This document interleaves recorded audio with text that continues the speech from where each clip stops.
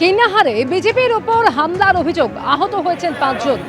দলীয় সভা সেরে ফেরার সময় ধারালো অস্ত্র নিয়ে হামলা চালানো হয় বলে অভিযোগ উঠছে তৃণমূলের বিরুদ্ধে। কিন্নাহার থানার পুলিশকে আহত কর্মীদের উদ্ধার করে।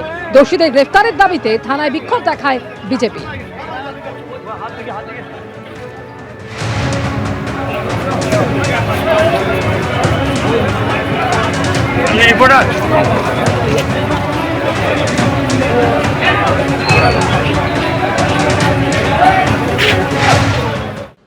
সৌরভ বিশ্বাসের বিরুদ্ধে মহিলাকে অশালীন ইঙ্গিত ও তোলাবাজির অভিযোগ।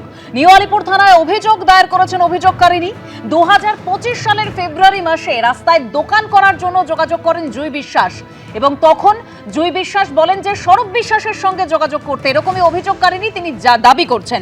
ঠিক কি তথ্য রয়েছে বিস্তারিত আমাদের প্রতিনিধি পার্থপ্রতিম ঘোষ আমাদের জানাবেন। পার্থ, দেখো, ফের সৌরভ বিশ্বাসের নামে মামলা রুজু হলো নিউ আলিপুর থানা। এবং যে বিষয়ে মামলা করেছেন একজন রিজেন্ট পার্কের বাসিন্দা এক মহিলা, তিনি যেটা অভিযোগ করছেন যে গত বছর ফেব্রুয়ারি মাসে, সেটা হচ্ছে তিনি এই যে গোটা ঘটনার সূত্রপাত, ঘটনাটি কি ঘটে তিনি জানান যে গত বছর ফেব্রুয়ারি মাসে তিনি নিউ আলিপুর এলাকায় একটি রাস্তায় ফুটপাতে স্ট্রিট ফুড, অর্থাৎ রাস্তার যে দোকান, সে খাবারের দোকানের স্টল তিনি দিতে চান। এবং সেটা দেওয়ার জন্য, যেহেতু নিউ আলিপুরটা হচ্ছে 81 নম্বর ওয়ার্ডের মধ্যে পড়ে এবং সে 81 নম্বর ওয়ার্ডের তৃণমূল যিনি কাউন্সিলর জুঁই বিশ্বাস, ওনার সঙ্গে যোগাযোগ করেন, যেহেতু ওই এলাকার স্থানীয় কাউন্সিলর তিনি। এবং যে বিষয়ে যোগাযোগ করার পরবর্তীকালে মহিলা যেটা অভিযোগ করেছেন যে জুঁই বিশ্বাসের সঙ্গে যোগাযোগ করলে জুঁই বিশ্বাস জানিয়ে দেন মহিলাকে যে, যেটা অভিযোগকারীর দাবি, যে জুঁই বিশ্বাস তার কোনো ক্ষমতাই নেই যে ওই এলাকায় বা ওই জায়গায় ওয়ার্ডের মধ্যে কোনো দোকান কেউ দেবেন কিনা বা দেওয়ার মতো যে পারমিশন তিনি দেবেন, তার কাছে সেই ক্ষমতা নেই।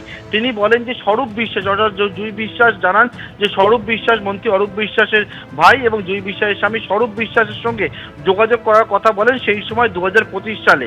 এবং এর পরবর্তীকালে যেটা আজকে অভিযোগ হয়েছে নিউ আলিপুর থানায়, সেটা স্বরূপ বিশ্বাসের সঙ্গে যোগাযোগ করলে স্বরূপ বিশ্বাস কিন্তু প্রায় 80 লক্ষ টাকা তো চাই হচ্ছে, ডিমান্ড করে যে দোকান দেওয়ার জন্য অনুমতি দেবে, তবেই যে ওই এলাকায় দোকান দেবেন।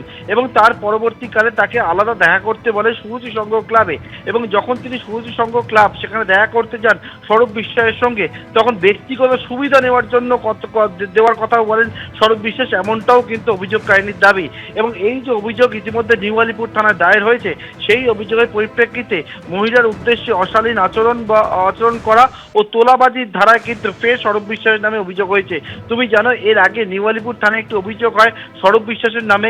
সৌরভ বিশ্বাস বর্তমানে গ্রেপ্তার হয়ে নিউ আলিপুর থানা কাস্টাডির মধ্যে রয়েছে এবং সেই কাস্টাডির মধ্যে থাকাকালীন অবস্থাতে আবারও সৌরভ বিশ্বাসের নামে অভিযোগ দায়ের হলো। এমন রাস্তায় দোকান দেওয়ার জন্য তোলাবাজি, এমনকি মহিলার উদ্দেশ্যে অশালীন ইঙ্গিত করার অভিযোগে সৌরভ বিশ্বাসের নামে নতুন করে আরও একটি মামলা হলো নিউ আলিপুর থানায়। ধন্যবাদ পার্থ। এবিপি আনন্দ, এগিয়ে থাকে, এগিয়ে রাখে।